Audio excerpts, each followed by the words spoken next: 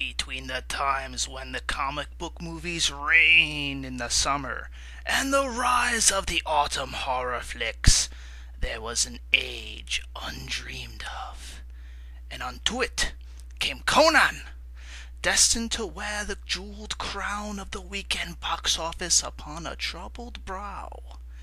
It is I, some guy on YouTube, that alone can tell ye of his film. Now let me tell you of the times of high adventure.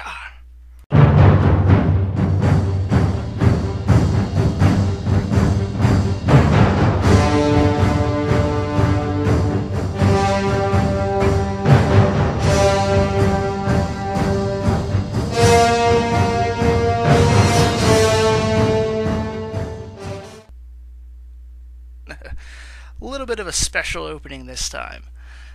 And there's a reason why I gave that special little opening there. It's because John Milius's 1982 Conan the Barbarian is my favorite film of all time. And I feel that before I get in to this review here, I should let you, the audience of this podcast, know where my biases lie. So maybe my opinions on the film are a little tainted one way or the other. Maybe they're not. Maybe everything I'm saying is completely accurate. But you should be aware of any potential bias before I really get into a film. And with this film, with Conan the Barbarian, 1982 being my favorite film, I guarantee you some sort of bias is going to leach in here. But enough about that. How would I rate Conan the Barbarian 2011? If you're a Conan fan, you will be satisfied by this film. You get what you'd expect to get from a Conan film. I wouldn't rank this anywhere near as good as Conan the Barbarian. However, I would rank this above Conan the Destroyer easily. And personally, I think Conan the Destroyer gets a little bit of a bad rap. It wasn't that bad of a film. Certainly, they could have used, the violence and some of the other things that Robert E. Howard loved to put in his tales. But hey, nobody's perfect. That, and I saw the Destroyer before I saw the Barbarian. Therefore, that's probably why my opinion wasn't that low of the film compared to other people. But the film is lacking in some respects that I feel really don't get it up anywhere near as high as the Barbarian. I'm going to get into the original. I'm going to get into that in a little bit, but first I have to talk about Jason Momoa as the new Conan. And I have to say, as soon as I heard him announced as Conan, a lot of people were a little hesitant. Well, what do you mean, Ronan from Stargate Atlantis? I was immediately going, perfect pick. Because if you know the works by Robert E. Howard, the guy who invented Conan, who was the original author, he describes Conan as this, tall, bronze-skinned, black-haired guy. Jason Momoa fits that to the T. He's the perfect. He also has the look which I always felt Conan should really have. Most people show Conan like an overbuilt-up bodybuilder, and really Conan should be, yes, he should be, ripped and have big muscles and all that, but he also somewhat lean. At least looks like he's very athletic, very mobile, and Jason Momoa has that look where he has the big muscles, but he also has the body physique that says, yeah, this guy's very nimble, and that's how I think he pulls that off. That's why as soon as I heard it, he pulled it off as very good. As a perfect physical fit, and I think he also got in this film the attitudes of Conan. He certainly, well, I'll say this about everyone. Everyone in this film chewed the scenery, which was awesome. Finally, normally there's only one guy in a movie that will chew the scenery and have fun with, and everyone loves. This one, with the possible exception of Rachel Nicholas's Tamara, the main love interest of this movie, everyone else was chewing the scenery, and it made the film enjoyable. Jason Momoa seems fun. If there's flaws in, let's say, how his character and his acting and, like, let's say the lines and stuff, it's the fault of the writers, not him. I think a lot of people won't pick up on that distinction. The lines he was given, he did well. The acting he was given to do, he did well. Now, and this, again, we'll go into it a little bit later about, let's say, performance-wise. I think if there's faults in the performance, it's because the writers and director didn't give him the direction or the lines to really expand his character a bit. But perfect, fairly good with the sword. Stephen Lang, who is normally that guy that is chewing the scenery in a movie. Look at Avatar. I mean, he chewed the hell out of that film. Even if you go back to his earlier work, like on Gettysburg, his depiction of Pickett, he was chewing the scenery as Pickett there, just being absolutely kind of almost batshit crazy at points in that film. And surprising because it was such a low. Everyone else was getting such a low key performance in there. Purposely a good low key performance, but he was in there going very rowdy. I have no division. Ron Perlman played Ron Perlman again. And I'm glad they cast him, because if you played the Conan game, not the MMO, but basically the God of War knockoff that was on the Xbox and PlayStation, he was the voice of Conan there. I think he's always been a fan of the genre of the series, so I'm glad to see him in there as Conan's father, and he has a much bigger role. At least the father character has a much bigger role in this film than he did in the original film. And then you have Rose McGowan, who I'm happy to see she's in this film.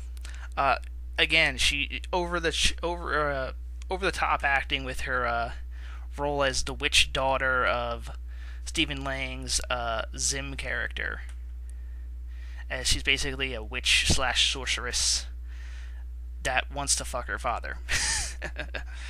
I'm really happy she's in here because she was supposed to be Red Sonja, and unfortunately Robert Rodriguez's project didn't fall through. Hopefully this is successful enough, he might relook into that.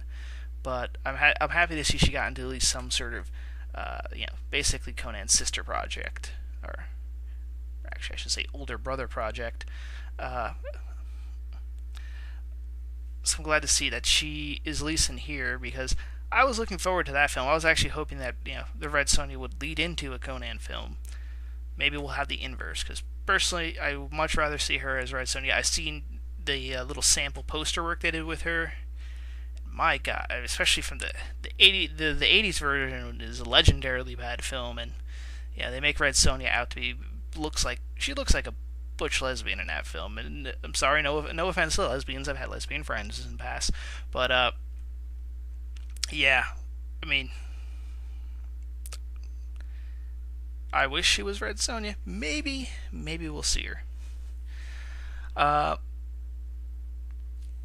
than that, hard to say on pretty much anyone else, because really one of the faults of this film is a lot of action, not a lot of talking. And you might say, oh, that's great for a Conan film. Yes, it's great to see a lot of Conan stuff, but with the original, I think that's what made the original great, was they had nice, quiet moments with the characters. They really built up the characters, their philosophy, the kind of the tough life that they live. In this film, you didn't have a scene where it really, like in the original movie, where Conan and Subutai were sitting after freedom, just kind of eating and talking about which gods they pray to, which gives them it was a great scene, some great dialogue there. Later on in the same film, they sit down before the climactic battle. They sit down, and once again they kind of just talk about kind of their lives. Conan describing how his years of combat were just pitiless.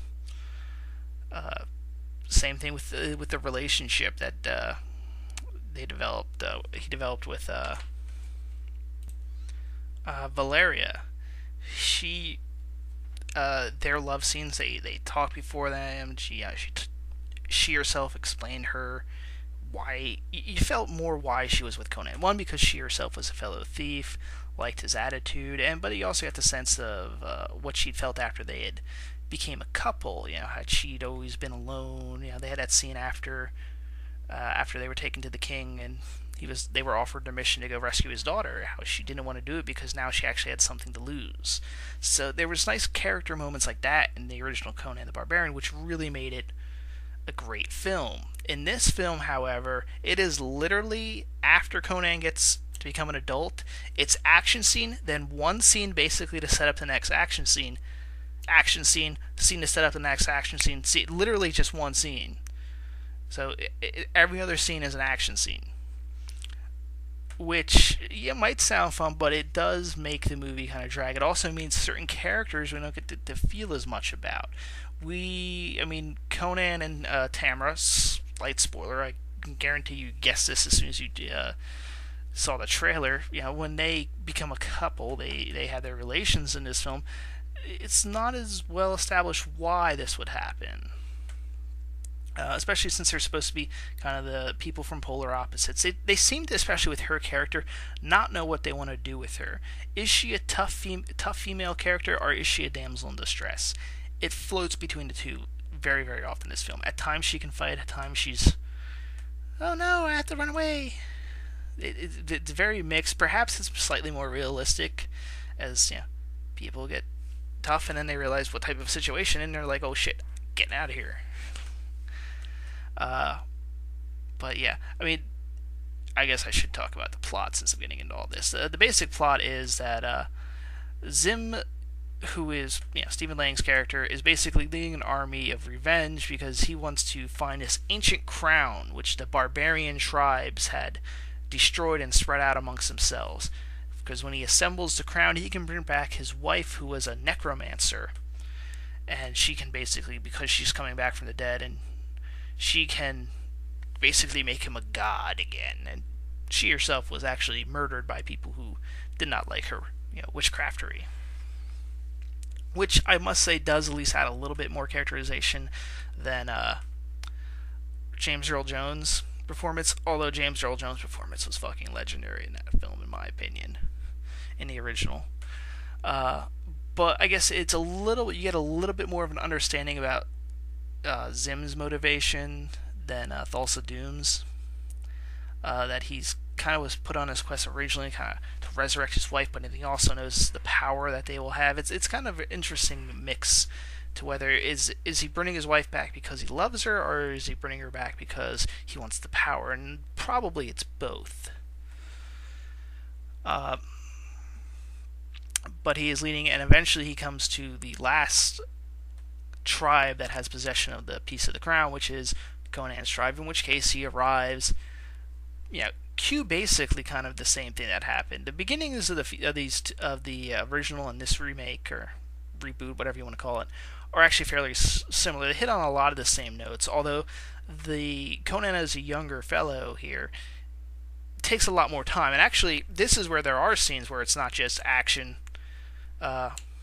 film, action setup, action setup, action setup. There are at least it's a little bit of a slower pace, and I think if they kept the pace they had from the beginning throughout the entire film, where they at least have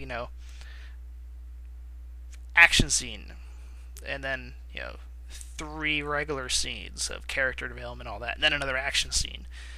Basically, we would have take 4 action scenes out of the entire movie and put a little bit more character scenes in there. Film would have gone by a lot better. I think we would have felt a lot more attachment to the characters and a lot more understanding.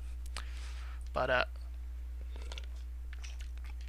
so we see Conan. Actually, I should talk about how they show Conan's birth. They show him actually being born on the battlefield. His mother basically has a cesarean section done in the middle of a battlefield after some guy slits her stomach, and then Ron Perlman comes over. No, she's like, let me see him before I die. So Ron Perlman basically cuts her gut open a little bit more, takes baby Conan out. She names him, and then he holds up in the middle of the fucking battlefield, just holds the baby above his head and screams. That is how Conan is born. I will say the film kind of gets what Conan fans want, is that crazy over-the-topness. And then later on they have Conan. This was actually a scene that was released before the movie came out. As a child, he goes on like a quest of manhood, and he's attacked by, they don't say who they are, but they're Picts in the Conan universe. They're basically, they act like Native Americans, and they kind of look like them too. The group of kids that are on their manhood ritual get attacked. They all run away except for Conan, who winds up fighting 4 of these as a child and fucking cuts all their heads off and takes them back to the village. And that's when Conan's dad's like, yeah, I guess I gotta make you a sword. So they make the sword. Village is attacked. Conan then becomes. They actually set up where Conan's father kills himself in order to save Conan. which becomes his real motivation for why Conan really wants to get Zim, but he doesn't know his name. We cut to years later, and Conan's now a pirate, and by chance he kind of runs into one of the individuals he saw that night, one that he actually cut the nose off, and through him winds up tracking down Zim. Zim's plan is basically, he has the crown, yes, but he has to rejuvenate it by getting an ancient bloodline, of which there's only one person left. Of course there is. There's always just one person left. Because that's how you generate a pure-blooded line of people, is just by having one child. Regardless. So Conan eventually winds up catching up with Zim, finding Tamara, the pure blood which he needs to rejuvenate the crown, saves her, runs off. Then it's the cat and mouse game where Zim tries to catch him. Conan tries to bait him using her.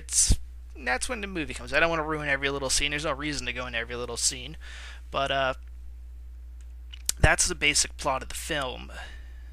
And like I said, if it seems a little light, that's because I actually described about half the movie there. Well, more than half the movie. Because there's so many action scenes, and really there's one scene, there's an attack while they're on a boat, and Conan basically escapes Zim for a one-on-one match he was going to do with him, but he gets poisoned by the daughter, and therefore has to basically jump off a cliff, and he gets picked up by his pirate friends. Well, slight spoiler alert. Any of my regular followers know that there's a general spoiler alert on these. Alright. And then, basically, they have a little bit of a scene with them on the boat, and then they are, in the middle of the night, just attacked by a couple of the henchmen from Zim. No explanation of how they tracked him down, why there was only a handful that was able to get on the boat, how they knew where the boat was, all that stuff. It was really an unnecessary action scene, and I kind of wish, instead of taking that time in the movie to do an action scene, that they took that time to do more character development, really build up why Conan and Tamara are starting to feel for each other. That's when you kind of need that. That was a perfect example of one of these action scenes that they could have easily cut out and made the film actually better. Or they could at least, at the same time, added in a scene that at least explained how the hell these guys found this boat. A scene of them maybe tracking it, or at least get a sense of what the bad guys are doing, And speaking of the boat, or we could have at least got, there's a character, let's see if I can find him on the IMDb. I forget what he was called in the film. Half the people here do not even have their pictures, so it's hard to tell. But Conan has this kind of African pirate buddy of his. That's supposedly his friend and his second mate on this ship. We don't really get a big sense of why these guys' friendship. We get a little bit of them, arm wrestling earlier in the film, but not much there. You could have at least had more of the film explain these guys' relationship, like why are they such good buddies. Kind of like how the original film explained was how Subtai and Conan became friends, and you understood why they kind of stuck by each other, especially why Subtai stuck by Conan. I should talk about the 3D, because this will also get me on a little bit of a rant. I tried to find a 2D showing of this film because I really don't like 3D, and I was unable to. They forced me basically to see it in 3D, which is making me nervous for how the box office will turn out, because they're doing this just as it's really becoming evident through box office receipts and such that people are really shying away from 3D films. And I don't think forcing people to see it, I think a lot of people just go, it's in 3D, fuck it, I'll just wait till the DVD comes out, which can really hurt the box office. And then thus ruin a chance for more Conan films. But yeah, I saw the 3D, and it's so not worth it. I went to an AM showing because I was too tired to go to a midnight premiere, and plus the midnight premiere was a town or two over. It was so not worth it. I mean, it almost doubled the ticket price for basically just seeing the first and last. The only thing that really was evident in 3D was the credits. There was like little cinders, and that was the only thing that was evident in 3D. Everything that was it. You paid an extra. For me, I almost doubled the price of my ticket so I could see a couple of embers fly in front of the screen a little bit. You could even tell. I mean, it's not like the film was super dark in every scene. There was a lot of action scenes in broad daylight, which is if you're going to do 3D, you actually want to do. But you did not notice the 3D at all. And even if you did, it's still just a fucking gimmick, and nobody gives a shit at this point. That's the problem with gimmicks. I don't think Hollywood ever caught on to that. 3D is a gimmick. Gimmicks last for just a short while, and then people get tired of them. They're more of an annoyance. So, if you can get a 2D showing, get the 2D showing, because it is. I just explain. You can even see. I was able to tell when they meant for something really to be in 3D, but it wasn't even noticeable, even though I knew like there was a particular. Sometimes you could. You can with this process you can kind of tell when something is supposed to be in 3D because the leg or whatever is a little bit has a little bit the leg or whatever they're trying to show is a little bit seems it has like a layer of digitization over it, even though it's still live action. So you can tell kind of if you pay attention that is what's supposed to be popping out of the screen almost, or seeming to be that high definition crap, and it's not noticeable. It really wasn't at all. So even though there was stuff I knew was supposed to be in 3D, and I was looking at it, I still didn't see it in 3D. So it was so not worth it. Don't go to see it in 3D if you can. If you can get the 2D showing, go to the 2D showing. Actually, if I was not a Conan fan, I probably wouldn't go see this film because it's only in 3D. I have done that to other films in the past where I'm like, Priest. That's another one that forced me to go see 3D, and that was another one that failed, which is making me nervous about this. Because, like I said, it's not that bad of a film. I know I just went on a bit of a tangent to complain, but, Conan fans, we do basically just want Conan going around slaying people, and of course, whenever he's in a bar, nobody wears a shirt, male or female.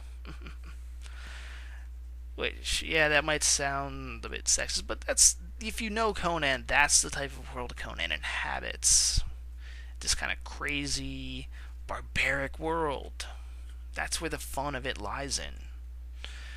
But, so, that's why, this film is satisfactory to any Conan fan. You're going to get your bloodlust. It probably actually won't be that bad if you film, you're just going to pop into this for, just for funds, just because you want to see some blood and action. This is a great film. It's bloody as hell. There's body parts, blood packs flying. There's not a whole lot of, pardon me, and a good deal of it's actually live action or practical effects. There's not as much CGI in the film as I thought. Also, I was also getting nervous about this film because all the previews had like a techno rock soundtrack on them. And I was so nervous they were going to put that in the film because that would destroy it. And it does have a more of a traditional score. Not as good as the original Conan operatic score. In fact, I wish they kind of did what Predators did and this take the songs and soundtrack from the original film, add in some new bits and all that, or a couple of new songs, but also use songs from the original. There was several scenes which, if you recut this with the old school music, probably would have seemed so much cooler. But the other reason I'm worried about is this film is that there's another R-rated film coming out this same weekend, and that's Fright Night, which I'm going to be seeing tomorrow. And if you're wondering why I'm nervous, it's because, I got 3 friends are going to see Fright Night. They want to go see Fright Night tomorrow. They didn't want to go see Conan today. And that's always the big fear, is you're going to put 2 movies that are appealing to the same audience out on the same weekend. One of them's going to win, one of them's going to lose, even though both are good, hopefully. And I just don't want to see Conan go downhill. If only. because Jason Momoa was fine. I think if they got a different director or a different writer crew that decide, hey, put in more character development into the next film, this would be fine. They also don't do they really do jump around a lot in this film. Like there's hardly every scene takes place in a different location. But it's a good film. Check it out. If you're a Conan fan, you've already seen it. I'm a Conan fan. I saw it. Enjoy the film. Signing off.